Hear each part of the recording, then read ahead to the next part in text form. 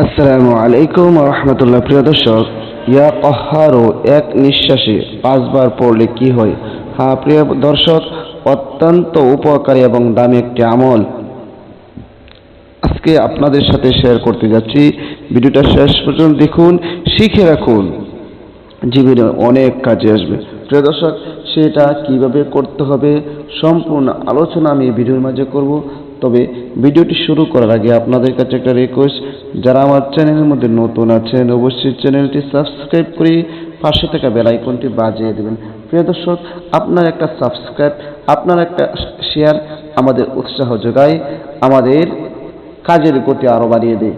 এই জন্য অবশ্যই চ্যানেলটি সাবস্ক্রাইব করে ভিডিওগুলো শেয়ার করে পাশে দেবেন। প্রিয় দর্শক, তাহলে আসুন আমরা মেন কথার মধ্যে চলে যাই।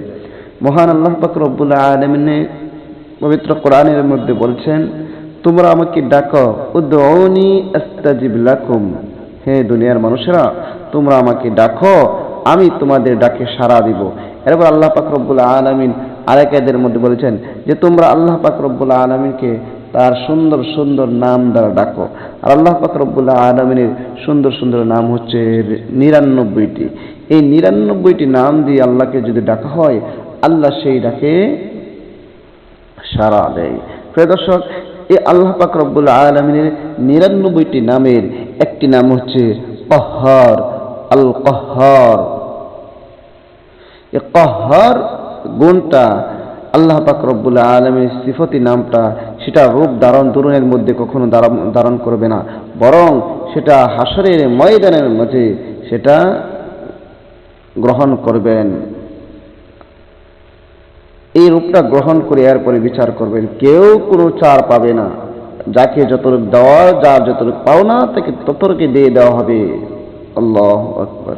প্রিয় দর্শক, এখন দুনিয়ার মাঝে যদি কাহ্হার শব্দ দিয়ে যদি কেউ আমল করে এক নিঃশ্বাসে যদি 5 বার পড়ে, তাহলে কি হবে সেই বিষয়টি আজকে আলোচনা করব।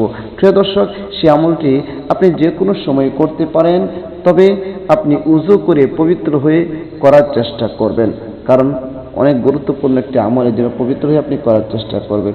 সর্বপ্রথম পবিত্র হয়ে নিলেন, এরপরে 3 বার ইস্তিগফার পড়বেন, আস্তাগফিরুল্লাহ রাব্বি মিন কুল্লি যামবি ওয়া আতুবু ইলাইহি লা হাওলা ওয়ালা কুওয়াতা ইল্লা বিল্লাহি আলিয়্যিল আযীম। 3 বার ইস্তিগফার পড়ার পর এরপরে 3 বার দুরূদ শরীফ পড়বেন, যে কোনো দুরূদ শরীফ পড়েন, দুরূদ ইব্রাহিম পড়েন অথবা অন্য যে কোনো দুরূদ শরীফ পড়েন। আমি দুরূদ ইব্রাহিম পড়তেছি। আল্লাহুম্মা সাল্লি আলা মুহাম্মাদিন ওয়া আলা আলি মুহাম্মাদ কামা সাল্লাইতা আলা ইব্রাহিম ওয়া আলা আলি ইব্রাহিম ইন্নাকা হামিদুম মাজিদ।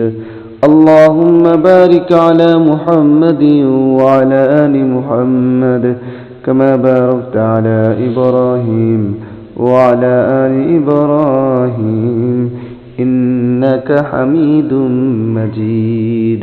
এরকম ভাবে 3 বার ইস্তিগফার এবং 3 বার দুরূদ শরীফ পড়ার পর এরপরে পড়বেন ইয়া কাহ্হারু ইয়া কাহ্হারু ইয়া কাহ্হারু ইয়া কাহ্হারু।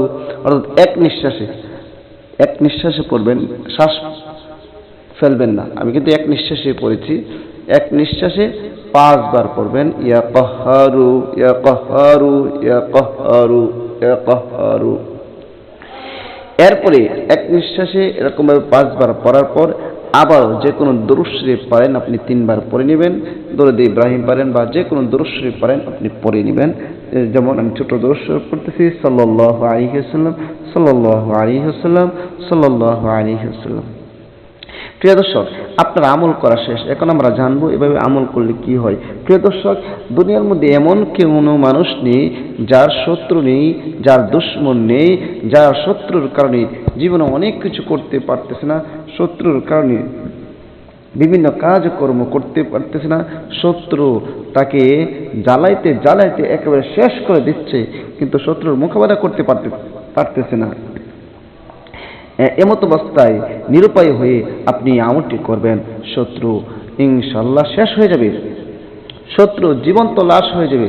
আপনার পিছনে আর লাগতে আসবে না, সে আপনার পিছনে আর কোনো কিছু করতে আসবে না। হয়তো আপনার বন্ধুরূপে সে পরিবর্তন হয়ে যাবে, না হয় সে চুপ হয়ে যাবে। হ্যাঁ প্রিয় দর্শক, সে আমলটি যখন আপনি করবেন তখন ইয়া কাহার যখন এক নিঃশ্বাসে পড়বেন, পড়ার সময় ওই ব্যক্তির নাম মনে মনে নিবেন যে ওই ব্যক্তির অমুকের ছেলে অমুকের জন্য এই আমলটি করতেছি, বা ওই শত্রুর না যদি নাম না থাকে তাহলে শত্রুর বাড়ির দিকে তাকিয়ে হলো এরকম ভাবে বলবেন, হে আল্লাহ অমুক লোকটি, আমার নাম মনে নেই, এরকম ভাবে বলবেন। আর নাম মনে থাকে আল্লাহর কাছে দোয়া করি, হে আল্লাহ অমুক লোকের কারণে আমি কোনো কিছুই করতে পারতেছি না, হে আল্লাহ এই তোমার এই নামের উসিলা করে এই দুশমনকে ধ্বংস করে দাও, দুশমনকে শেষ করে দাও, সে আমার পিছনে যদি লাগতে না আসে, আল্লাহ সেই ব্যবস্থা করে দাও।